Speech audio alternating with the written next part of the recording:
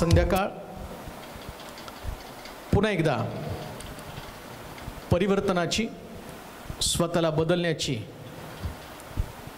आणि प्रभूच्या आगमनासाठी सिद्ध होण्याची संध्याकाळ कदाचित आमच्या जीवनातली शेवटची रात्र असं म्हणण्यामागचा माझा उद्देश,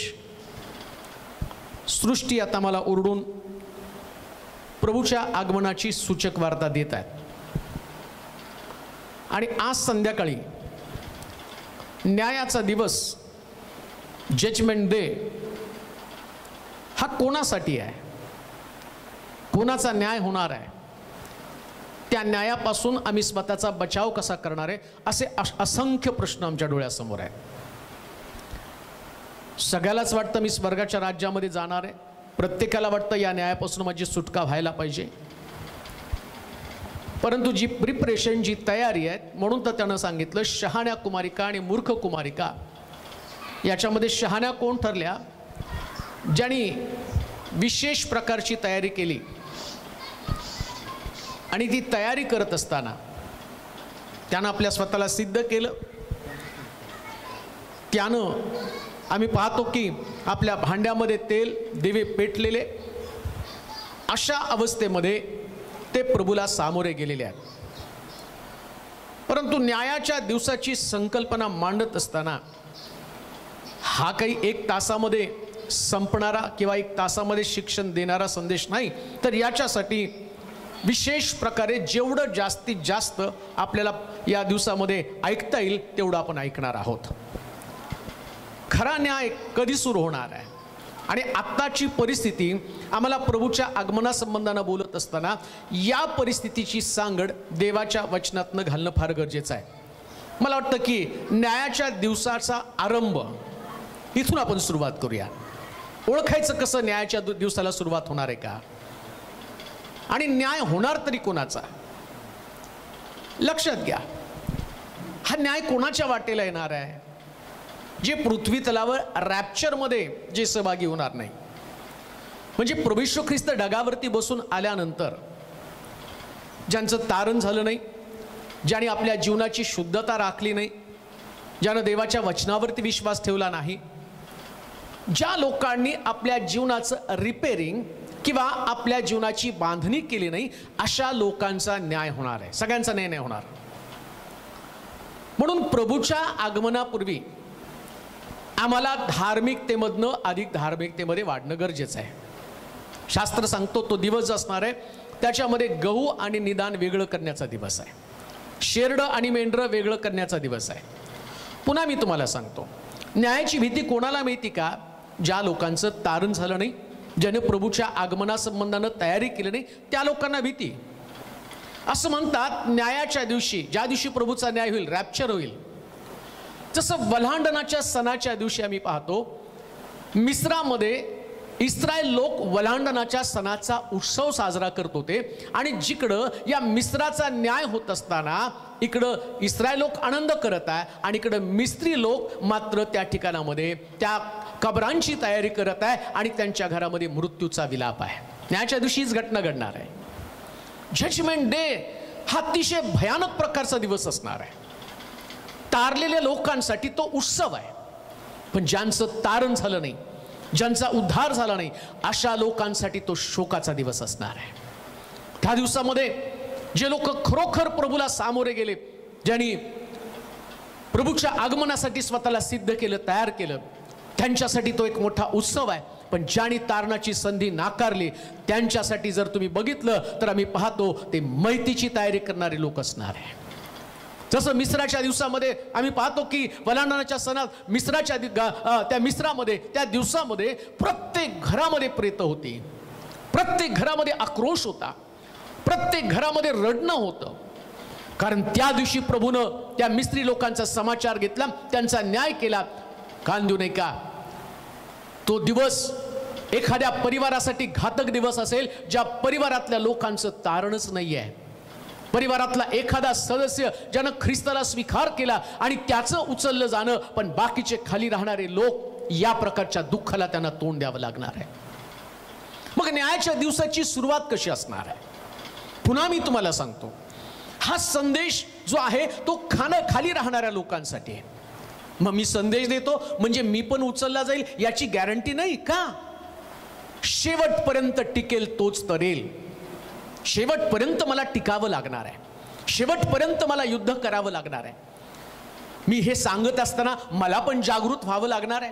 मी तुझ्या नावानं संदेश दिला, रोगी बरे केले, भूतं काढली, तो म्हणतो तरी मी तुला ओळखत नाही. रॅप्चरच्या दिवशी मी किती सेवा केली याच्यापेक्षा मी ती कशी केली याचा हिशोब केला जाणार आहे. मग खाली राहिल्यानंतर परिस्थिती भयंकर असणार आहे. या सुरुवातीच्या काळामध्ये पहा, मी रॅप्चरच्या अगोदर न्यायाचा जो जगाचा जो न्याय होणार आहे, न्यायाच्या दिवसाची सुरुवात जर तुम्ही बघितली ना, जिथून न्यायाला सुरुवात होणार आहे, म्हणजे त्याला ट्रेलर म्हटलेलं आहे. सगळा पिक्चर नाही सांगत मी तुम्हाला, सगळा पिक्चर सांगायचं तर त्याला भरपूर वेळ जाणार आहे, परंतु ट्रेलरच आपण पाहणार आहोत. मग त्याच्या शुभवर्तमानामध्ये आणि त्याचा 21वा अध्याय 7 आणि 8 वचन, म्हणजे तुम्हाला नेमकं समजेल सुरुवात व्हायला लागली का. एकदम एका दिवशी असा न्यायाच्या दिवसाला सुरुवात होणार नाही, त्याला टप्प्याटप्प्याने सुरुवात होणार आहे. आणि मग तो ट्रेलर दाखवतो त्या ठिकाणात आपण वाचणार आहोत. मग त्याचं शुभवर्तमान 21वा अध्याय 7 आणि 8 वचन. गाढवी व शिंगरू 21वा अध्याय. हां, तेव्हा शिष्यांनी जाऊन येशूच्या आज्ञेप्रमाणे केले.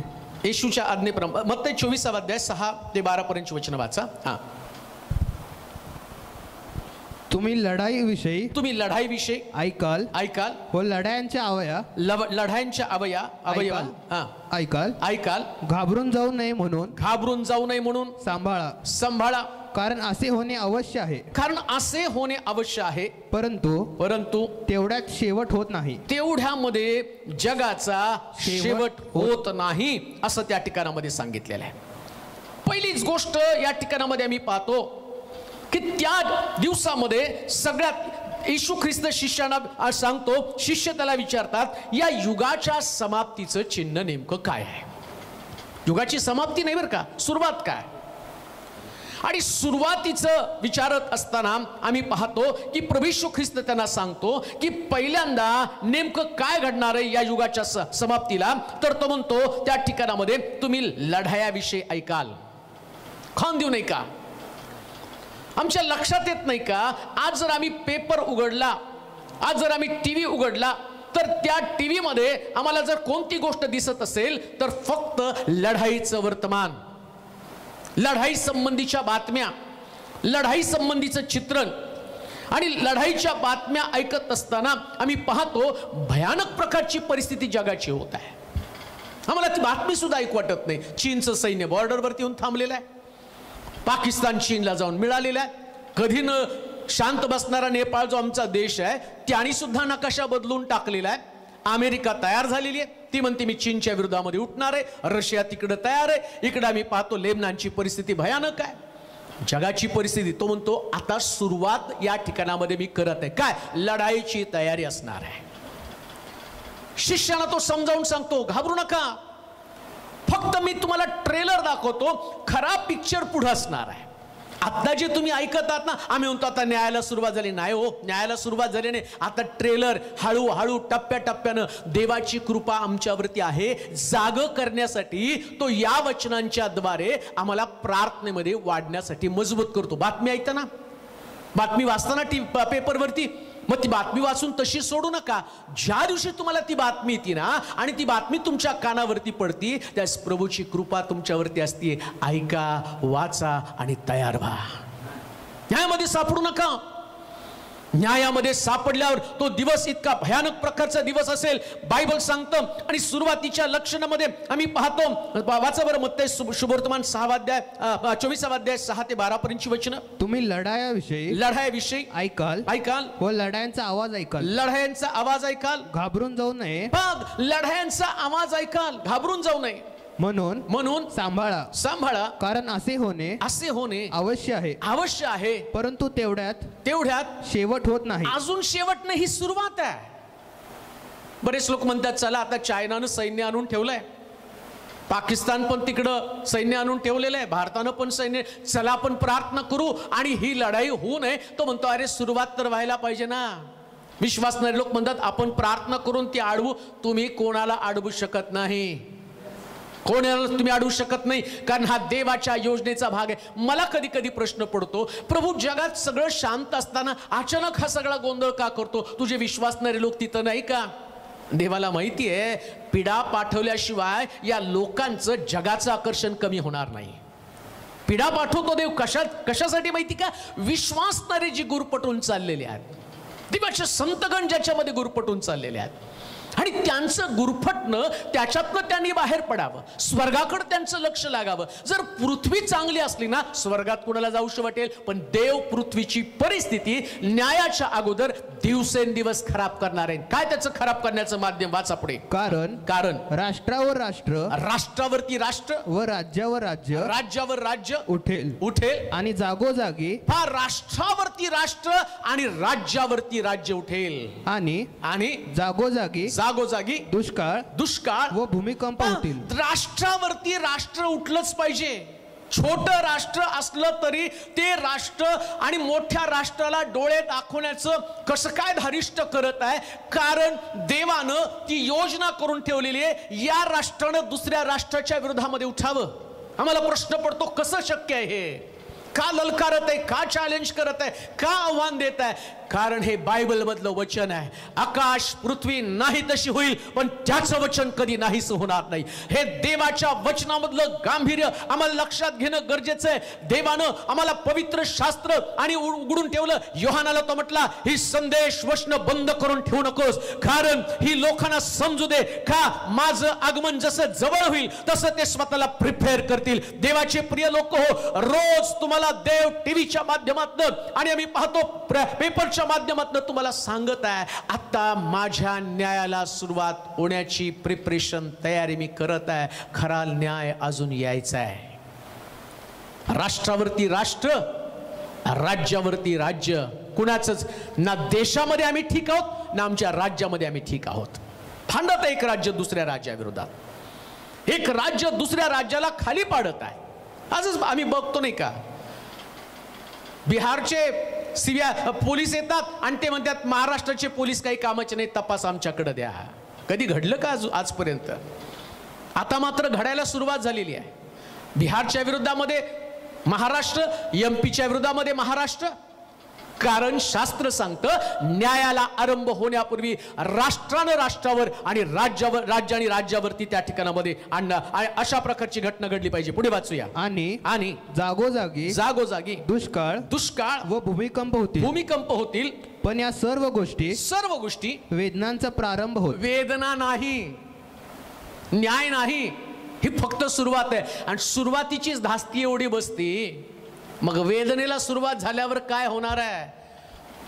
म्हणून तर म्हटलं, आत्ताशी तर पिक्चर सुरू झालेला आहे.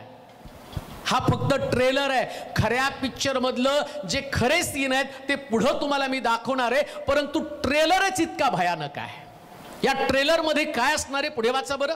तेव्हा तुमचे हाल करण्याकरिता, आता तुमचे हाल होणार. तुमचे हाल करण्याकरिता ते तुम्हाला धरून देतील व तुम्हास जीवे मारतील. सेवक मरत आहेत ना, विश्वासणारे मॉब लिंचिंग मध्ये मरत आहे. रोज तुम्ही एक घटना पाहता, 15 वर्षाच्या मुलाला त्याच्यावरती रेप केला जातो, मुलावरती रेप केला जातो ओरिसामध्ये, आणि त्याच्यावरती रेप करून त्या मुलाला खलास करून त्याला गाडून टाकलं जातं. काय विश्वासणाऱ्यांच्या बाबतीमध्ये एवढं कठीण परिस्थिती का निर्माण झाली? बायबल सांगतं हे घडणं आवश्यक आहे. मग तुम्ही आवाज कराल, मग तुम्ही म्हणाल आपण एकत्र येऊ. अहो, कुठले एकत्र येणार आहे? हे शास्त्रात सांगितलं, हे होणं अगत्याचं आहे. या दिवसामध्ये कुठला तरी पाळक रस्त्याने जातो, तेवढ्यात त्याला पकडतात, त्याला मारतात. कुठल्या तरी विश्वासणाऱ्याला पकडतात, त्याला मारतात. याचं कारण काय? बायबल सांगतं हे अंतिम दिवस आहे. आत्ताशी ट्रेलर आहे. विश्वास सैतानाला ठाऊक आहे, त्याचे दिवस कमी आहेत. जास्तीत जास्त लोकांपर्यंत हे प्रभू येशू ख्रिस्तानं का सांगून ठेवलं? असं का घडणार आहे? का त्यानं तुम्हाला अलर्ट केलं? मला त्यानं अलर्ट का केलं? भीती दाखवण्यासाठी नाही. अंतिम दिवसामध्ये देवाचं आणि सैतानाचं युद्ध आता चालू असणार आहे. त्याला माहिती आहे, जर विश्वासणारे या कृपेच्या दिवसामध्ये लोकांपर्यंत जाऊन सुवार्ता घेऊन जातील, जास्तीत जास्त लोक स्वर्गामध्ये जातील, जास्तीत जास्त लोकांचं तारण होईल.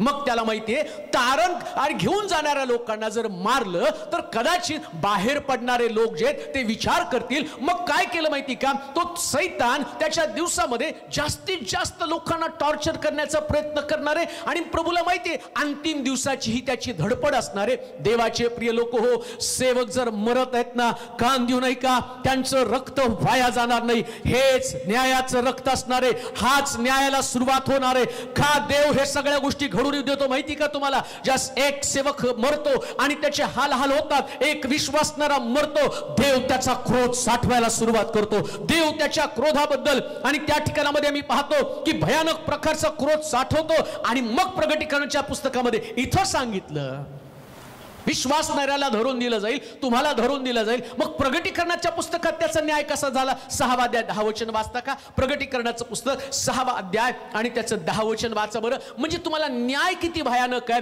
आणि जो व्यक्ती मरतो ना, आता माझ्यासारख्या व्यक्तीला मोठा आनंद हे वचन वाचल्यावर होतं. मरणार तर सगळ्यालाच येणार आहे. मी पण मरणार आहे, तुम्ही पण मरणार आहे. अपघातामध्ये मरेल, आजारी पडून मरणार आहे, कदाचित वय होऊन मरणार आहे. पण देवामध्ये मरणं, सेवा करताना मरणं, प्रभूच्या संगती राहून मरणं, आणि या मरणाला किंमत आहे. ग्रॅम स्टेन्स मेला, त्याची लेकरं मेली, त्याची किंमत आहे. काय घडणार आहे वाचूया त्या ठिकाणामध्ये. लूका प्रगटीकरणाचं पुस्तक 6वा अध्याय 10 वचन.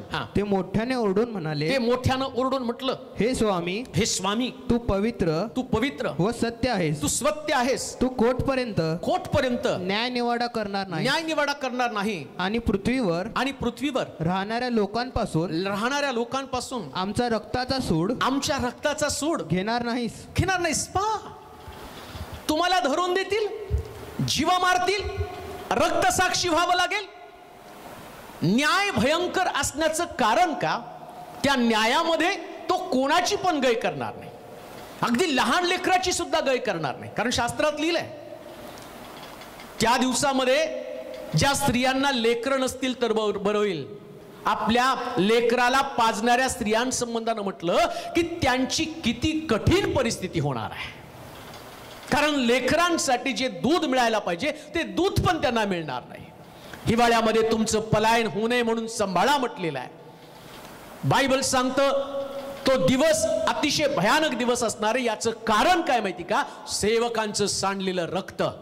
सेवकांचं रक्त सांडलेलं आहे आणि हे रक्त ओरडत आहे. तुम्हाला काय वाटतं, ग्रॅमस्टेनचं रक्त सांडलं मग ते रक्त शांत आहे ग्रॅमस्टेन्स बद्दल, आणि त्या ठिकाणामध्ये कोणी त्याच्याबद्दल दखल घेतली नाही का. सरकारनं दखल घेऊ देऊ नका. सगळ्यात मोठा देव स्वर्गामध्ये आहे आणि तो आपला क्रोध साठवत आहे. जेवढे सेवक मरत आहे, जेवढे विश्वासणारे मरत आहे, जेवढ्यांचा रक्तपात होत आहे, जेवढ्यांना आणि मृत्यूदंड मिळत आहे, जेवढ्यांचे हाल होत आहे, जेवढ्यांना हाल अपेष्टा सहन कराव्या लागत आहे, बायबल सांगतं हे रक्त आता प्रभूकर ओरडत आहे. हे रक्त ओरडत आहे, न्यायासाठी ओरडत आहे. म्हणून कान देऊ नये का, न्यायाच्या दिवसामध्ये या ठिकाणामध्ये या रक्ताचा हिशोब घेतला जाणार आहे. हे रक्त ओरडत आहे. आम्ही पाहतो प्रभू येशू ख्रिस्ताच्या वेळेस सुद्धा त्या ठिकाणामध्ये, आणि त्या पिलातानं विचारलं, काय तुमच्यासाठी येशूला सोडू का, तुमच्यासाठी येशूला सोडलं तर चालेल का. 2च राजकैदी, एक बरब्बस आहे आणि दुसरा येशू आहे. हा येशू निर्दोष आहे, याला सोडू का तुमच्यासाठी. ते म्हटले नाही, आमच्यासाठी बरब्बसला सोडा. तो म्हणतो या निर्दोषाच्या रक्तामध्ये माझा हात नको, म्हणून त्यानं आपला हात धुतला. ते काय म्हटले माहिती का, याचं रक्त आमच्यावरती, आमच्या मुलाबाळांवरती येऊ द्या. यरुशलेमेतले लोक म्हटले. आणि काय घडलं माहिती का, हे मी तुम्हाला का सांगतो, न्याय होत असताना ज्या दिवशी न्याय होईल ना, त्या सांडलेल्या प्रत्येक रक्ताचा न्याय होणार आहे, त्याची किंमत चुकवली जाणार आहे. येशूचं रक्त आमच्यावरती येऊ द्या. इसवी सन 70 मध्ये ज्या दिवशी हे लोक बोलले ना, याच येशूच्या रक्ताचा आमच्यावरती हिशोब येऊ द्या आणि ते रक्त आमच्यावरती येऊ द्या. 70 सालामध्ये जो बादशाह आला ना, या बादशाहनं काय केलं माहिती का, पहिल्यांदा या यहुदी लोकांना पकडलं आणि लहान लेकरं नारळ आपटावं तशी आपटून त्यानं खलास करून टाकले. न्याय झाला, रक्ताची किंमत चुकवावी लागली. मग लक्षात घ्या, सेवकाचं रक्त साधं रक्त नाही, विश्वासणाऱ्याचं रक्त साधं रक्त नाही. ज्यांनी हे रक्त सांडण्यासाठी भाग पाडलं ना, अशा प्रत्येक व्यक्तीचा न्याय होणार आहे. म्हणून तो म्हटला तुम्हाला धरून देतील, धरून दिल्यावर मारल्याबरोबर इकडं देवाचा क्रोध आणि साठवला जाणार आहे. कशासाठी? न्यायाच्या दिवसासाठी. आम्हाला वाईट वाटतं, आज अमकं चर्च फोडलं, आज तमक्या ठिकाणामध्ये पास्टर मेला, आज त्या ठिकाणामध्ये विश्वासणारे मेले, आणि तिथे चर्चमध्ये बॉम्बस्फोट झाला, आणि मग तिथं चर्च उद्ध्वस्त झालं. मग आम्ही चायनामध्ये पाहतो की तिथून क्रॉस काढून टाकला, लोक रडत आहेत, आणि त्यांना सांगितलं जर चर्चमध्ये गेला तर तुम्हाला टॅक्स भरावा लागेल. रोज एक नवीन बातमी ती. त्या ठिकाणचे विश्वासणारे रडत आहेत, घाबरत आहेत, परिस्थिती भयावह झाली. कोणता देश मदतीला जाऊ शकत नाही, कारण तो म्हणतो हे सुरुवात आहे, अजून याच्यापेक्षा भयानक गोष्टी घडणार आहे. देवाचे प्रिय लोक, आणि ते म्हटलं तुम्हाला धरून दिलं जाणार आहे. पुढे वाचा वचन. तेव्हा तुमचे हाल करण्याकरिता, तुमचे हाल करण्यासाठी ते तुम्हास धरून देतील, ते तुम्हाला धरून देतील, व तुम्हास जीवे मारतील. आणि माझ्या नावामुळे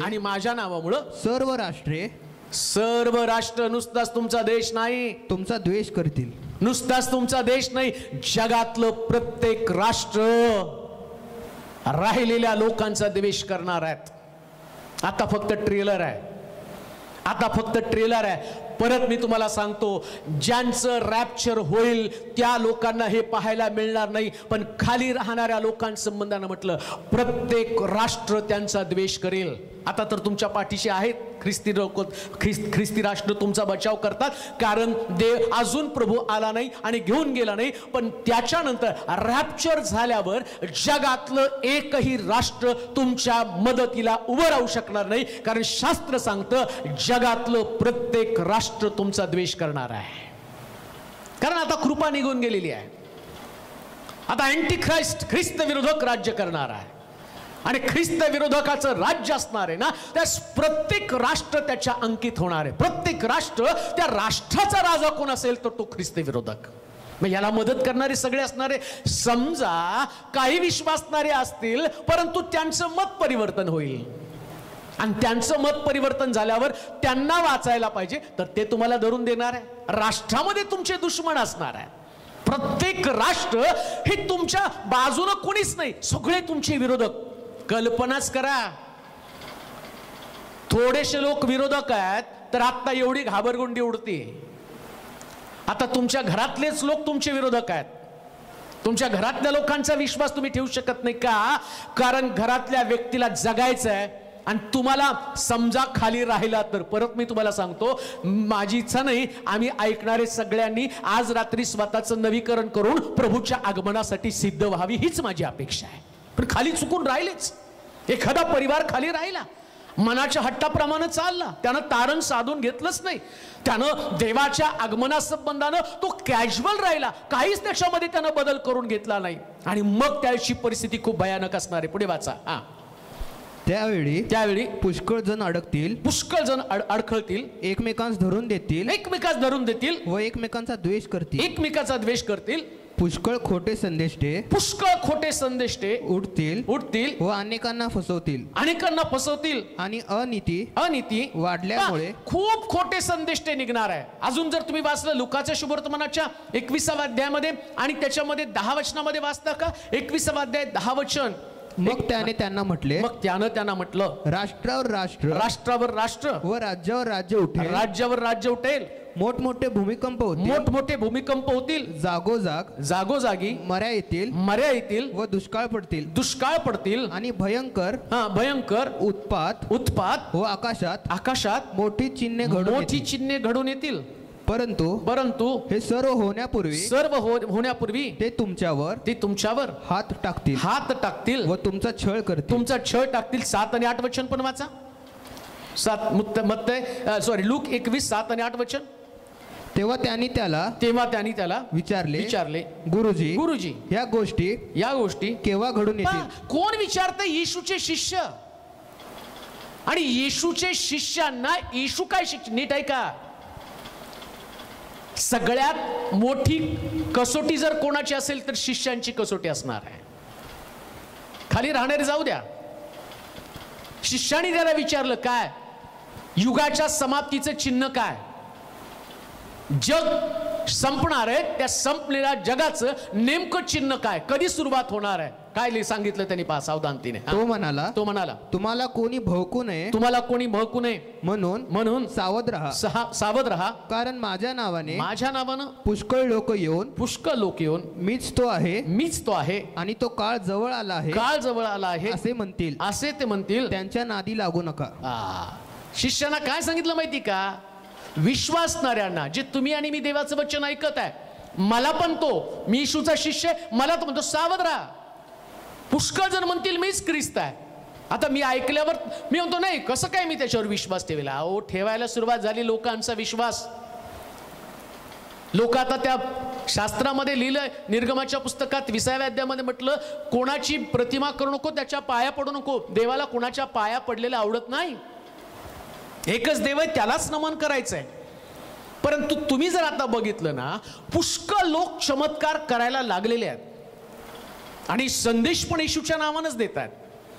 आणि संदेश देताना जर तुम्ही व्हिडिओ बघितले, युट्यूबला जर बघितलं, तर तुम्हाला कळेल काही संदेश ते स्वतःच्या पाया सुद्धा लोकांना पडायला लावतं. आणि बायबल मधलं वचन माहिती असून सुद्धा ते पाया कसे पडतात? म्हणजे वचनात लिहिल्याप्रमाणे तो म्हटला, पुष्कळ जण येतील आणि ते स्वतःला ख्रिस्त म्हणून प्रगट करतील आणि लोक त्याच्यावर विश्वास ठेवतील. पण तुम्ही बहकून जाऊ नका. कसे काय बहकणार आहेत? लोकांना चमत्कार महत्वाचा आहे. आणि चमत्कार करताना जर एखादा व्यक्ती येशूच्या नावाने चमत्कार करतो, म्हणजे आम्ही म्हणतो की त्याच्यामध्ये येशू आहे, मग तो कसा मला चुकीचं शिक्षण देईल? सगळ्यात मोठी शोकांतिका कोणती माहिती का विश्वासणाऱ्यांची? त्यांनी बायबल वाचत नाही ना, त्याच्यामुळं बायबल मधला ख्रिस्त त्यांना समजत नाही. लक्षात येते का तुमच्या? ज्या दिवशी मोशेला देवानं हाक मारली आणि त्याला सांगितलं, जा मिस्रामध्ये जाऊन माझ्या लोकांची सुटका करून त्यांना मी सांगतो तिथं त्या वचनदत्त देशामध्ये घेऊन जा. नीट ऐका, जी घटना त्यावेळेस आता तीच घटना घडणार आहे. तो म्हटला, मिस्रातनं त्यांना कनानात घेऊन जायचं आणि जाताना मी काय करणार आहे तर फारो समोर आणि मी चिन्ह दाखवेल आणि मग फारो त्यांची सुटका करेल. पुष्कळ त्या घडामोडी घडणार आहेत. तिथं पण आम्ही पाहतो हे मिस्रातनं कनानात निघालेले आहेत. आता आम्ही सुद्धा, मिस्र म्हणजे पाप आहे आणि इथून आम्हाला जायचं कुठं? कनानामध्ये जायचंय, स्वर्गाच्या देशामध्ये जायचंय, स्वर्गामध्ये पोहोचायचं. मग त्यावेळेस पण पिढा आल्या, 10 पिढ्या तिथं आलं, रक्ताची पिढा तिथं आली, पाण्याचं रक्त झालं. प्रगटीकरणाच्या पुस्तकात पण पाण्याचं रक्त होणार आहे. आता त्याच्यात मला नाही जायचंय. मला त्याच्या अगोदर तुम्हाला थोडंसं सांगायचंय, कसे विश्वासणारे फसतील, कसं त्या ठिकाणामध्ये विश्वासणाऱ्यांची फसगत होणार आहे. काय घडलं माहिती का? तो म्हटला मोशेला, तुझ्या हातामध्ये काय? तो म्हटला काठी. सोड म्हटला काठी. सोडल्याबरोबर त्या काठीचा साप झाला. पकड. त्यानं पकडली आणि त्याला एवढा मोठा चमत्कार वाटला. तो म्हटला, अरे बापरे, माझ्या काठीचा साप होतो. साप पकडल्यावर परत काठी होती आणि तो आनंदित झाला आणि मिस्रामध्ये गेला. आता मिस्रामध्ये गेल्यावर फारोला त्याने सांगितलं, देवानं मला पाठवलं, यहोवा देवाने मला पाठवलं माझ्या लोकांची सुटका करण्यासाठी आणि तुला माझ्या लोकांना सोड, मला माझ्या लोकांना घेऊन जायचंय कडानामध्ये. तो म्हटला, तुझ्या बरोबर तुझा देव ओळखू कसं? त्यानं काय केलं? काठी टाकली आणि काठी टाकल्यावर साप झाला. आणि आम्ही पाहतो तो मांत्रिकांना फारोने विचारलं, हा चमत्कार कोणी करू शकतं का? आणि आम्ही पाहतो यांना यहोवा देवाची ओळख नसताना सुद्धा मांत्रिकानं काय केलं? त्यांनी पण काठ्या टाकल्या आणि काठ्या टाकल्यावर त्यांचे साप झाले आणि त्यांनी पण आम्ही पाहतो की त्यांच्या काठ्यांचे साप झाले. परंतु सगळ्यात महत्वाची गोष्ट तिथं असं सांगितलं, मोशेच्या काठीनं सगळे साप खाऊन टाकले. मोशेची काठी वेगळी आहे. कोणती काठी आहे? ज्या काठीवर तो म्हटला, अरण्यामध्ये जसा सर्प उंच केला तसा पितळी सर्प त्या काठीवरती लटकून त्याला उंच करा. या सापाचं वैशिष्ट्य काय? ही जी काठी तयार होती ना, हा वधस्तंभावरती मेलेला ख्रिस्त हा सगळ्यांना खाऊन टाकतो. प्रियांनो, हा जो चमत्कार आहे. मग असे चमत्कार जे मिस्री लोकांनी पाहिले आणि त्यांना असं वाटलं असेल, अरे हा चमत्कार इथं घडतो म्हणजे इथं पण देव आहे. म्हणून तुम्हाला सांगतो, सावधानता बाळगा. लोक व्यक्तिपूजेमध्ये जास्त अडकतील. कसा ख्रिस्त? उद्या ते म्हणतील चमत्कार घडल्यावरती त्या लोकांना कळतं ते व्यक्तिपूजेमध्ये अडकणार आहे. आता पाया पडा म्हणल्यावर पडत आहेत. शास्त्रात सांगितलं पाया पडायचे नाहीत, पण जाऊन लोक त्याच्या पाया पडत आहे आणि तो पाया पडून घेतो का? कारण सैतानानं त्याला आपल्या हाताशी घेतलेले. लक्षात घ्या, सेवकांचा वापर सुद्धा सैतान करत आहे. मग त्यातल्याच एखाद्याला तो म्हणणार, मी असे असंख्य ख्रिस्त उठतील. पहा काय म्हटले त्या ठिकाणात, वाच बरं. तो म्हणाला तुम्हाला कोणी भोवकू नये म्हणून सावध राहा, कारण माझ्या नावानं पुष्कळ ख्रिस्त, एकच नाही, एक असेल तर समजेल हो, पुष्कळ ख्रिस्त होतील, पुष्कळ अनुयायी होतील. मग हे वचन माहिती असून सुद्धा शेवटच्या दिवसामध्ये आणि त्याची परिणिती आता व्हायला लागलेली आहे. लोक बायबल वाचण्याच्या अगोदर, बायबल वाचण्याच्या ऐवजी ते सेवकांच्या मागे धावून ते सांगितलेल्या गोष्टी करत आहेत. मग ती सत्य आहे ती खोटी आहे याची तपासणी सुद्धा करत नाही. मग तुम्हाला कळत नाही का अंतिम दिवस जवळ आलेत, न्यायाला सुरुवात होऊ लागलेली. प्रियांनो, खोटे ख्रिस्त उठतील. मला प्रश्न पडतो, देव एवढं रागवण्याचं कारण काय? विचार करा, एवढं जगाला दंड देण्याचं कारण काय? त्याचं कारण एकच आहे, माझं गौरव मी कोणा मनुष्याला देणार नाही, मी ईर्ष्यावान देव आहे. ज्या दिवशी हे सगळे ख्रिस्त, खोटे ख्रिस्त उठतील ना, त्या देव ईर्ष्याला म्हणजे इरीला पेटणार आहे. दुसऱ्या भाषेमध्ये देव खुनशीला पेटणार आहे. प्रभूचं प्रेम वधस्तंभावर पाहिलं. आता देवाची खुन्नस, देवाची ईर्ष्या जग पाहिल. आणि देवाची ईर्ष्या ज्यावेळेस सुरू होईल ना, त्यानं दाखवली एक झलक. कधी? सृष्टीचा अंत करत असताना पहिल्यांदा जलप्रलय त्यानं पाठवला, त्या निर्मिलेल्या सृष्टीला त्यानं उद्ध्वस्त करून टाकलं.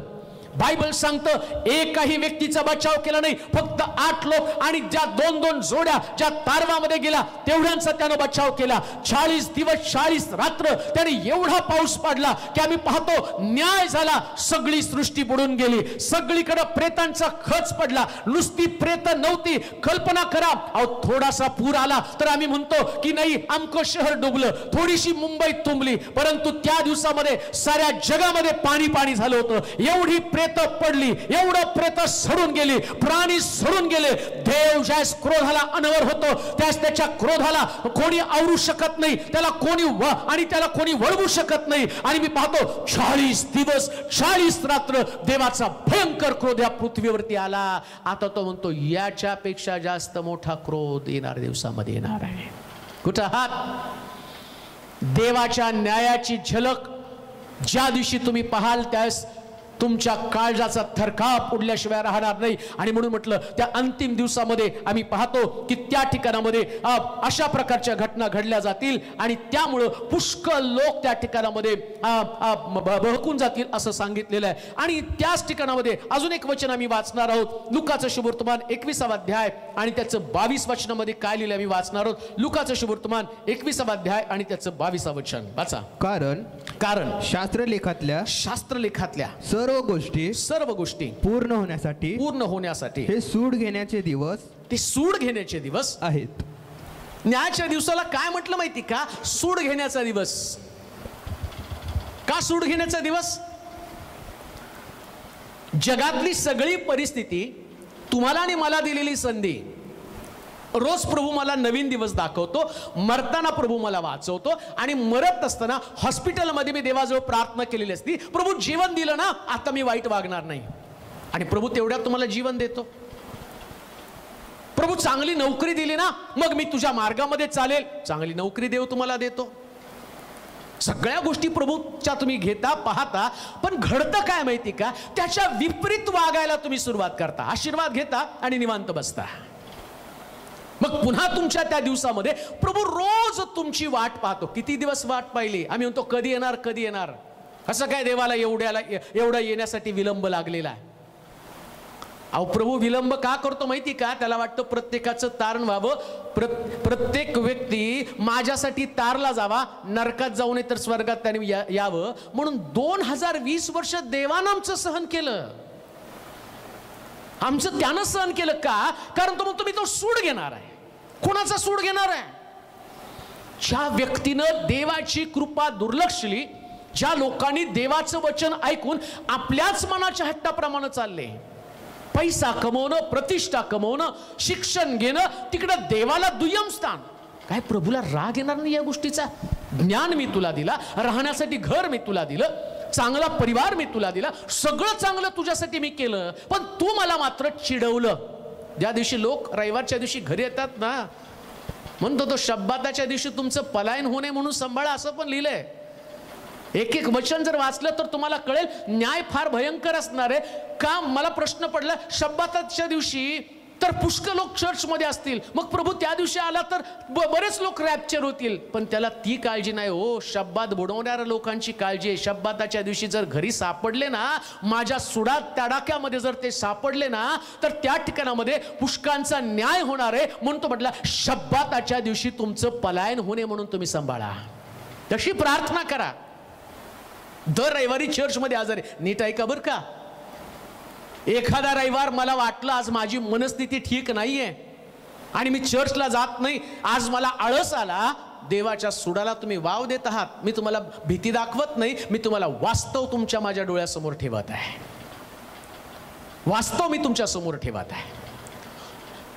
वधस्तंभावरती प्रभू येशू ख्रिस्तानं 7 उद्गार काढले, तोपर्यंत त्यानं आपला आत्मा देवाच्या हाती सोपवला नाही. त्यानं एवढं स्ट्रगल तिथं केलं का, प्रत्येक व्यक्तीला आणि जीवन त्याचं परिवर्तन व्हावं. तो त्याच पहिला शब्द त्यांनी आणि उद्गारल्यावर चोराचं तारण झालं. आणि आम्ही पाहतो मरीची त्यांनी पुनर्स्थापना केली आणि शिष्यांना एकमेकाला जबाबदारी, पुष्कळ गोष्टी. आता गुड फ्रायडेचा संदेश नाही, पण त्यानं सुद्धा शेवटच्या क्षणापर्यंत असणारं स्ट्रगल केलेलं आहे. मग तुम्हाला आणि मला शेवटपर्यंत स्ट्रगल करायला नको? प्रत्येक दिवशी प्रभू तुम्हाला आणि मला जगण्याची संधी देतो, परंतु आता ती संधी नसणार आहे. त्या काळामध्ये कोणाला चान्स नाही, कोणाला संधी नाही. आता सूड असणार आहे आणि तो सूड साधा सुद्धा नसणार आहे. काय लिहिले वाचा बरं त्याच्यामध्ये, सूड उगवण्याचा दिवस आहे. कारण शास्त्रलेखातल्या सर्व गोष्टी पूर्ण होण्यासाठी हे सूड घेण्याचे दिवस आहेत. प्रकटीकरण 6वा अध्याय 14 ते 17. काय सूड असणार आहे वाचूया. प्रकटीकरणाचं पुस्तक 6वा अध्याय 14 ते 17 पर्यंतची वचनं. एखादे पुस्तक गुंडाळावे तसे आकाश गुंडाळे जाऊन सूड घ्यायला सुरुवात केला ना, जे काही त्यानं निर्माण केलं, आकाश निर्माण केलं ना, आता तो सूड घेतो. कुणाचा सूड घेतो? ज्याने तुम्हाला प्रकाश दिला, ज्यानं तुम्हाला, आणि आम्ही पाहतो अब्रामाला म्हटलं नाही का, आकाशातल्या ताऱ्याप्रमाणे तुझी संतती. तो दाखवतो आकाश किती सुंदर आहे. ज्याच्यावर तुम्ही आक्रमण केलं, ज्या ठिकाणी तुम्ही सॅटेलाइट पाठवले, ज्याच्यानं तुम्ही ज्ञान मिळवलं, ज्याच्यानं तुमची व्यवस्था तुम्ही केली. तुम्हाला वाटतं एखादी आपत्ती आली तर सॅटेलाइटच्या माध्यमातून आम्ही आमचा बचाव करू शकतो. तुम्हाला कळतं की आता एखादा ग्रह येऊन पृथ्वीवरती धडकणार आहे आणि तुम्ही अभ्यास करता, नासा तुम्हाला सांगतं आमका ग्रह येणार आहे, त्याला वळवायला पाहिजे. आणि मग ती आलेली आपत्ती आणि ती वळवण्यासाठी तुम्ही काय करता? प्रोव्हिजन करता. देव म्हणतो आता तुमच्या प्रोव्हिजनलाच मी उद्ध्वस्त करून टाकणार आहे. आकाशात तुम्ही ठेवलं ना सगळं, आकाशाचा न्याय का करणार आहे? त्याच्यावरती सूड का उगवणार आहे? ज्या अंतराळामध्ये आम्ही पाहतो, तो म्हटलं अंतराळाचा अधिपती तुमचं झगडणं रक्तमांसाबरोबर नाही, सत्ता अधिकार व आकाशातला दुरात्मा समूह. आम्ही पाहतो न्याय होताना या आकाशाला जिथं त्यांनी वास्तव्य केलं, या लुसिफरनं, त्या दूतानी, तो म्हणतो ते गुंडाळायला सुरुवात करणार. का? यांना राहण्यासाठी मला तिथं जागा द्यायची नाही. त्यांना सोडत नाही. तुमचं माझं काय हो?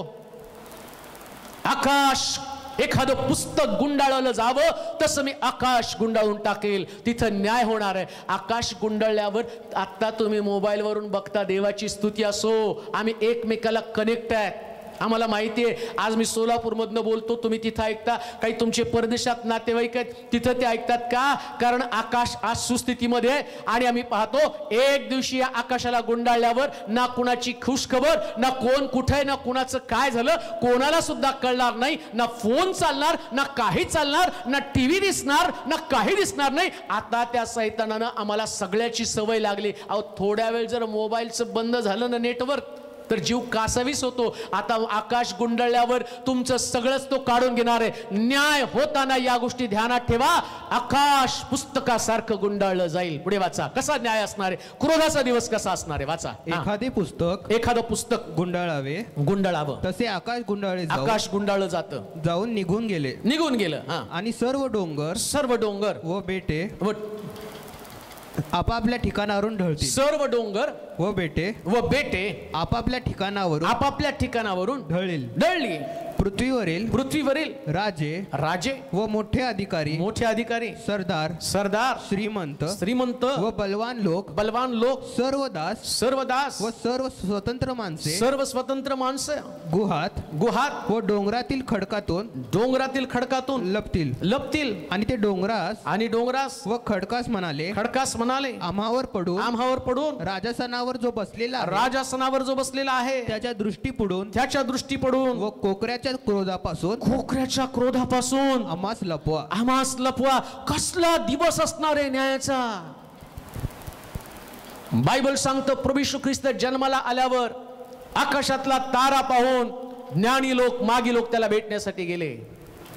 ख्रिस्ताचं दर्शन झाल्यावरती शास्त्र सांगतं त्याने आपल्या थैल्या उघडल्या आणि सोने ऊद आणि गंधरस त्याला अर्पण केलं. एवढं त्या ख्रिस्ताच्या दर्शनानं प्रभावित झाले. ख्रिस्ताचं दर्शन घेण्यासाठी रानात मेंढपाळ रात्रीच्या समयी आणि ख्रिस्ताला भेटण्यासाठी गेले. त्याच्या दर्शनासाठी ते सुद्धा उत्सुक होते. एदेन बागेमध्ये ज्यास प्रभू भेटायला येत होता, आदाम जोपर्यंत आम्ही पाहतो की देवाच्या भयामध्ये चालत होता, त्याला पण देवाची भेटीची उत्कंठा होती. पण आता मात्र हा निरागस ख्रिस्त ज्याच्या दर्शनासाठी लोक उत्सुक होते, पण आता परत एकदा हा ख्रिस्त ढगावरती बसून येणार आहे. मग त्याच्या चेहऱ्यामध्ये असा कोणता बदल घडला की लोक त्याचा चेहरा सुद्धा पाहू शकत नव्हते. नीट आहे का? खाली राहिलेल्या लोकांसंबंधानं सांगत आहे. खाली राहूच नका. खाली राहणं एवढं सोपं नाही. बरेच लोक म्हणतात नाही मी शेवटच्या क्षणाला पश्चाताप करून स्वर्गाच्या राज्यात जाण्याचा प्रयत्न करेल. शेवटची रात्र आजच असली, संदेश ऐकतानाच असली, न जाणो ती संदेशानंतरची रात्र असली तर कदाचित आम्ही पश्चाताप करून त्याच्याबरोबर जाऊ. पण ज्या दिवशी तुम्ही एखादं पाप करताना ती शेवटची रात्र असेल, मग त्या ठिकाणामध्ये तुमचा बचाव कसा होणार आहे? आता या ख्रिस्ताच्या चेहऱ्याकडे पाहण्याचे धाडस जगामध्ये कोणाकडे नाही. काय एवढा त्याचा चेहरा रागाविष्ट झालेला आहे. शास्त्र सांगतं त्याच्या चेहऱ्यातनं ते आग बाहेर पडत आहे, प्रकाश बाहेर पडत आहे. आणि तो प्रकाश बाहेर पडत असताना तिथं असं लिहिलं की पुष्कळ राजे, काय लिहिले वाच बरं? पृथ्वीवरील राजे व मोठे अधिकारी. जगामध्ये जेवढे राजे, मग चायनाचा असेल, मग भारताचे असेल, मग अमेरिकेचा असेल, मग रशियाचा असेल, आता सगळेजण राजे आहेत. आता सगळेजण आपापल्या मर्जीप्रमाणे एक जण दुसऱ्याला धमकी देत आहे. तो म्हणतो मी श्रेष्ठ, तू श्रेष्ठ. पण खरा श्रेष्ठ येईल ना त्यास प्रत्येक राजाला पळावं लागणार आहे. का? अहो या राजांकडे पाहिल्यावर कोणी कुणाला घाबरत नाही. ना कोरियाला अमेरिका घाबरत नाही, ना अमेरिकेला कोरिया घाबरत नाही, ना भारताला पाकिस्तान घाबरत आहे, ना भारताला नेपाळ घाबरत आहे, आणि ना चायनाला भारत घाबरत आहे. सगळे राजे आता मस्त धुंदीमध्ये आहेत आणि त्यांना असं वाटतं मी वाढणार, माझ्या देशातल्या लोकांना सुखी ठेवणार आहे. पण तो म्हणतो आता अंतिम समय जवळ आलेला आहे. खऱ्या राजाला ज्यांनी दुर्लक्ष केलं, आता त्या राजांवर सूड उगवण्याचा समय आलेला आहे. काम देऊ नाही का? जगाची परिस्थिती भयावह होण्याचं कारण काय? देवानं आपला क्रोध साठवलेला आहे. कोणावरती ओतणार आहे? देवाचे प्रिय लोक हो, कदाचित पुष्कळ लोकांच्या मध्ये सत्तेची मस्ती आहे, पुष्कळ लोकांमध्ये सत्तेची नशा आहे, सत्तेची धुंदी त्यांच्यामध्ये, आणि त्यांनी देवाला महत्वाचं स्थान देण्याच्या ऐवजी ते आपल्या स्थानाला महत्व देत आहे. देव आपला क्रोध साठवत आहे. देव आपल्या अंतःकरणामध्ये क्रोध साठवत आहे. न्यायाच्या दिवशी याचा आणि हिशोब घेतला जाणार आहे. आणि हिशोब घेत असताना एवढा भयानक त्याचा चेहरा असणार आहे. शास्त्र सांगतं त्याच्या चेहऱ्याकडे कोणी पाहू सुद्धा शकत नव्हतं. एवढी क्रुएलिटी ख्रिस्ताच्या चेहऱ्यामधनं आली कुठून? पाहिल्यावरती त्या ख्रिस्ताकडे पाहिल्यावर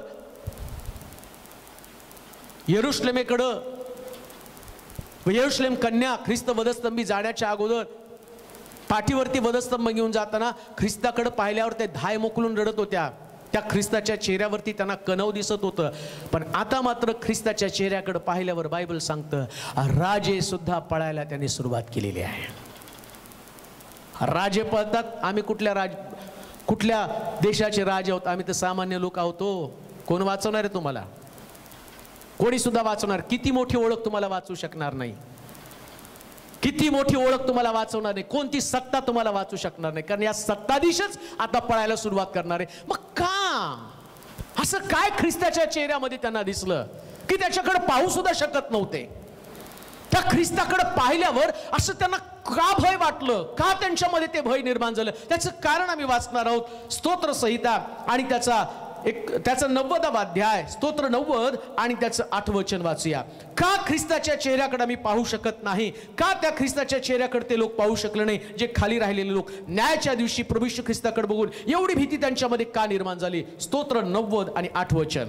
तो आमचे अपराध आपल्या पुढे ठेवले आहेत, आमची गुप्त पातकी आपल्या मुख प्रकाशात ठेवली आहेत. का ख्रिस्ताला पाहिल्यावर हे लोक पळायला लागले माहिती का? आता ख्रिस्ताचा चेहरा तो त्याच्या मुखप्रकाशामध्ये, म्हणजे ज्यावेळेस मी ख्रिस्ताचं आगमन होईल ना, खाली राहिलेल्या लोकांविषयी मी सांगत आहे, रॅप्चर झालेल्या लोकांविषयी मी बोलत नाही. खाली राहिलेले लोक आहेत. आता या लोकांना देवानं संधी दिली होती, त्यांनी पश्चाताप करावा, त्यानं प्रभूवरती विश्वास ठेवावा, त्यानं आपल्या पापाची कबुली द्यावी. यांनी काही स्वतःमध्ये बदल केला नाही आणि त्यांनी स्वतःमध्ये बदल न केल्या कारणानं आता ख्रिस्तच त्याचा चेहरा एखाद्या टीव्ही सारखा घेऊन येणार आहे. त्याच्यामध्ये तुमच्या प्रत्येक गुप्त पातकाला उघड केलं जाणार आहे आणि ज्यावेळेस या ख्रिस्ताच्या चेहऱ्यामध्येच माझं पाप दिसायला लागेल, मी माझा चेहरा घेऊन पळणार नाही का? त्याला न्याय म्हटलेला आहे. तुम्ही तुमचं पाप कबूल केलं नाही, त्याच्यामुळं आता स्क्रीनवरती तुमचं पाप, आता स्क्रीनवरती तुम्ही केलेलं गुप्त पाप, लोकांनी पाहिलेलं पापाची क्षमा मागता. एखादा दोष घडला ना तर तुम्हाला लक्षात येतं, जाऊन तुम्ही क्षमा मागता. पण अशी काही पाप आहेत ना, ती तुम्ही आणि गपचूप केलेली आहेत आणि ते पाप ऑन स्क्रीन ख्रिस्ताच्या चेहऱ्यावरती तो म्हणतो, तू माझं गुप्त पाप तुझ्या मुखातल्या प्रकाशामध्ये काय लिहिलंय? ठेवले आहेत. त्याच्या समोर ठेवलं. आता प्रत्येकाचं पाप दिसायला लागल्यावर लोक खडकाखड, आधीच त्याचा चेहरा रागानं लालबुंद झालेला आहे, न्याय करण्यासाठी आलेला आहे, ढगावरती बसून आलेला आहे. आता ख्रिस्ताला पाहिल्यावर जो तो पळायला लागला. कुठं पळायला लागला? वाचा बरं, पटकन वाच. प्रकटीकरणाचं पुस्तक 6वा अध्याय 14 ते 17 वचन, 1-2 वचन आहेत, पटकन वाचूया आपण ती. कसा न्याय असणार आहे? एखादं पुस्तक गुंडाळावं तसे आकाश गुंडाळे जाऊन निघून गेलं आणि सर्व डोंगर व बेटे आपापल्या ठिकाणातून ढळले. पृथ्वीवरील राजे मोठे अधिकारी सरदार बलवान लोक सर्व दास व सर्व स्वतंत्र माणसे, बिझनेस करणारे, गव्हर्नमेंट सर्वंट, घरामध्ये काम करणारे राजे हेच पळायला लागलेले आहेत. रिकाम टेकड्या लोकांचं कसं होणार? ज्याने आयुष्यभर काम पण केलं नाही, ज्याने आयुष्यभर प्रार्थना पण केली नाही, जे नुसते निवांत बसलेले आहेत, त्या लोकांची काय दशा होणार आहे? बायबल सांगतं तो सूड घेण्याचा दिवस आहे. त्या दिवसामध्ये कोणी तुम्हाला वाचवणार नाही. टेकड्यांकडे जातील, त्यांना म्हणतील तुम्ही आमच्यावरती पडा. वाचा बरं.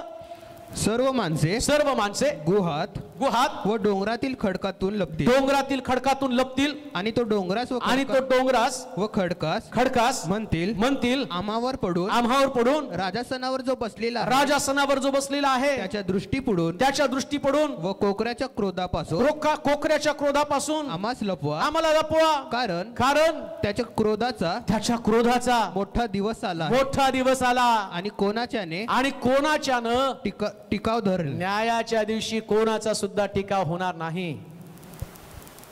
आता तर खूप सोपं आहे. थोडासा त्रास झाला ना, अंगावरती रॉकेल घेऊन मरून जाईल, समुद्रामध्ये जाऊन उडी मारेल, कुठंतरी खडकावरती टेकडीवरती जाईल, तिथून दरीमध्ये उडी मारेल. आता तरी मला वाचणं सोपं आहे, पण त्या दिवशी वरून उडी मारली ना तर ती दरी सुद्धा तुम्हाला परत कोकऱ्यासमोर नेऊन टाकेल. समुद्रामध्ये जाऊन पडला ना, समुद्र पण तुम्हाला बाहेर टाकणार आहे आणि तुम्ही जाळून घेण्याचा प्रयत्न केला, रॉकेल पण तुम्हाला मदत करणार नाही. का? कारण त्या कोकऱ्याच्या न्यायापासून कोणाचाच बचाव होऊ शकणार नाही. हे अंतिम सत्य आहे.